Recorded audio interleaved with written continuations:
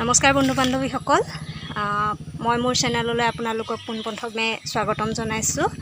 আজি মই বনাম এটা মাছৰ ৰেচিপি বনাবৰ বাবে মই ব্যৱহাৰ কৰিম মোৰ ঘৰতে ৰুই লোৱা এজোপা গছৰ পাত। বহুত ডাঙৰ গছ নহয়, সৰু গছ। যিজোপা গছ আপোনালোকেও ৰুই ল'ব পাৰে, এটা সৰু ডালৰ পৰাই হৈ যায়। খালি গছজোপা আপোনালোকে পিয়ালিত ৰুব লাগে। হয়তো আপোনালোকে গম পাইছেই পিয়ালিত ৰুব লগা গছ কিনো হয়। কিনো গছ বলকচোন যাওঁ দেখুৱাওঁ গছজোপা।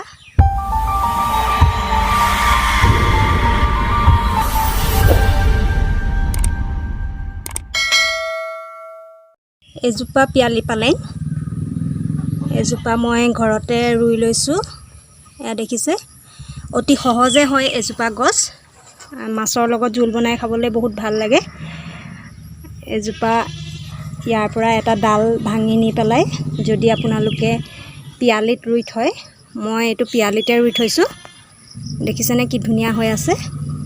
ইয়াৰ পাতখিনি লগত মাছৰ জোল বনাই খাবলৈ বহুত ভাল লাগে। আপোনালোকৰ যদি নাই ঘৰতে ৰুই ল'ব। মই এনেধৰণৰ বস্তুবিলাক ঘৰতে ৰুই লৈছোঁ।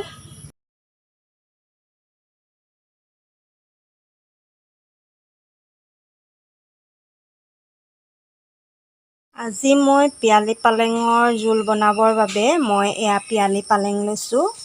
এয়া চাওক, পিয়ালি পালেং হয় এয়া। পিয়ালি পালেং লৈছোঁ আৰু এয়া মাছ লৈছোঁ। পিয়ালি পালেঙৰ লগত মাছ দি বনাম মই এতিয়া এই পাতখিনি এৰুৱাই ল'ম। কোমল কোমল পাতখিনি ল'ম। এই ফুলটো এৰুৱাই ল'ম। এইখিনি কোমল পাতেই গোটেইখিনি, গতিকে মই এই পাতখিনি এৰুৱাই ল'ম এখিলা এখিলাকৈ। আৰু এই আগটো আপোনালোকে দিব পাৰে, এনেকৈ অকল কোমল আগটো ভাঙি দিব পাৰে। এনেদৰে কোমল আগটো ভাঙি দিব পাৰে। কিন্তু এই টান টান ঠাৰিবিলাক দিলে অকণমান বেয়া হয়, সেইবাবে মই টান টান ঠাৰিবিলাক নিদিওঁ। মই অকল কোমল কোমল আগটো দিম আৰু পাতবিলাক দিম। এতিয়া মই এইখিনি ভালদৰে ধুই কুটি ল'ম। এইখিনি এনেদৰে কাটি ল'লোঁ। এটা পিঁয়াজ কাটি লৈছোঁ সৰু চাইজৰ। অলপ আদা নহৰু পেষ্ট বনাই লৈছোঁ। এখিলা তেজপাত লৈছোঁ আৰু এটা আলু বইল কৰি এনেদৰে পিটিকি লৈছোঁ। মাছ কেইপিচ ফ্ৰাই কৰি ল'লোঁ। ফ্ৰাই কৰি ল'লোঁ। মই মাছ ভাজিছিলোঁ, সেইখন কেৰাহীতে অকণমান তেল আছে। মই সেইকণ তেলতে বনাম। এয়া তেলকণ আছে দেখিছে। তেলকণ অলপ গৰম হ'বলৈ দিম। অকণ গৰম হৈছে আৰু ইয়াতে মই অকণমান পাঁচফোৰণ দি দিম। তেজপাতখিলাও দি দিছোঁ। ইয়াতে মই কাটি ৰখা পিঁয়াজকণো দি দিছোঁ।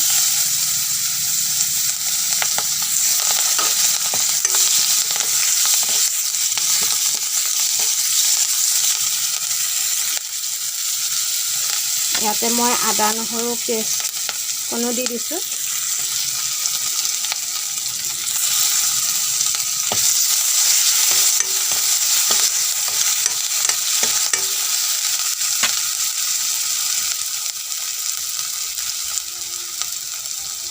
ইয়াতে মই অকণমান হালধি দি দিছোঁ।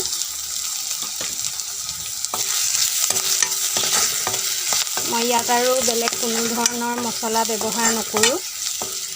এইখিনি মই অলপ ৰঙচুৱা হোৱালৈকে ভাজিম। ৰঙচুৱা হৈছেই আৰু এতিয়া মই ইয়াতে আলুখিনি দি দিম।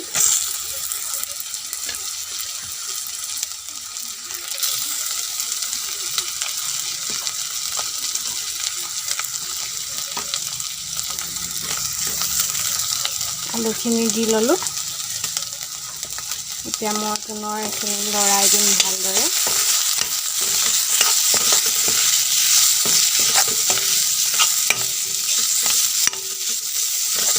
মই ভালদৰে লৰাই দিছোঁ। ইয়াতে মই এই কাটি ৰখা পিয়ালি পালেঙৰ পাত কেইখিলা দি দিম। এইখিনি কাটি ৰাখিছিলোঁ। সেইখিনি দি ধুনীয়াকৈ লৰাই দিম।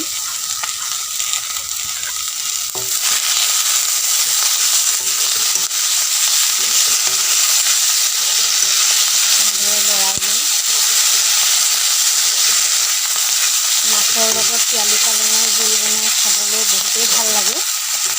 আপোনালোকে বনাই খাই চাবচোন নাই খোৱা যদি। মই ঘৰতে পিয়ালি পালেং ৰুই লৈছোঁ, আপোনালোকেও ৰুই ল'ব।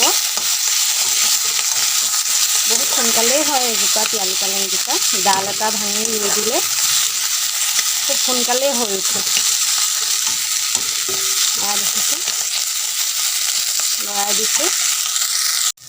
এতিয়া মই ইয়াত পানী ব্যৱহাৰ কৰিম। পানী দিম।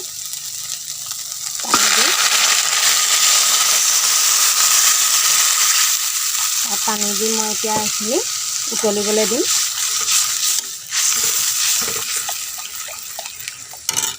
মই ইয়াতে সোৱাদ অনুসৰি নিমখ দিম। আপোনালোকে সোৱাদ অনুসৰি দিব নিমখটো। এয়া এইখিনি উতল আহিছে। ইয়াতে মই এতিয়া মাছ কেইপিচ দি দিম। মাছ কেইপিচ দি দিলোঁ। পিচ দি মই আকৌ এইখিনি পুনৰ উতলিবলৈ দিম আৰু অলপ উতলিবলৈ দিম, কাৰণ মাছ কেইপিচত জোলৰ ভাৱটো সোমাবলৈ দিম। এয়া মোৰ মাছ আৰু পিয়ালি পালেঙৰ জোল হৈ গৈছে। দেখিছে। এতিয়া মই গেছটো অফ কৰি দিম।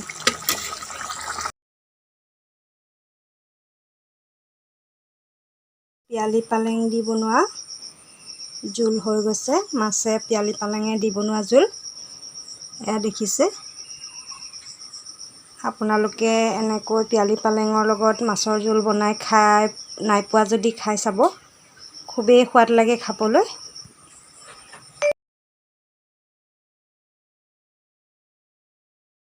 মোৰ এই ভিডিঅ'টো চাই আপোনালোকৰ কেনেকুৱা লাগিলে জনাবচোন। যদি ভাল পালে লাইক কমেণ্ট আৰু শ্বেয়াৰ কৰি দিব। আৰু যদি আপোনালোকে মোৰ চেনেলটো প্ৰথম চাইছে তেনেহ'লে ছাবস্ক্ৰাইব কৰি দিব আৰু লগতে কাষতে থকা বেল আইকনটো ক্লিক কৰি দিব। ধন্যবাদ।